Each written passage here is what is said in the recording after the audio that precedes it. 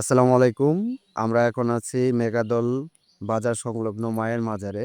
তো এখানে দেখতে পাচ্ছেন কিছুক্ষণ আগে হাতির দল এসে এখানে ভাঙচুর চালিয়ে গেছে। এখানে দেখতে পাচ্ছেন এখানে যে মায়ের মাজারে কিছু ফলের গাছপালা ছিল।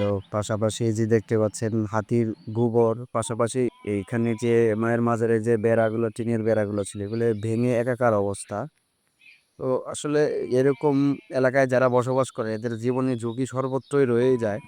কারণ দেখেন এভাবে একটা ভাঙচুর করছে যদি একটা মানুষকে পাইতো হয়তো আপনার রিসেন্ট একটু শুনতে পাচ্ছেন যে শুনেছিলেন যে ঝিনাইগাতি একজন ব্যক্তিকে হাতি বিশালভাবে মেরে ফেলেছে। সো এরকম সিচুয়েশনে যদি এই জায়গায় একটা মানুষ থাকতো তাহলে তার জীবনের কতটুকু নিরাপত্তা থাকে।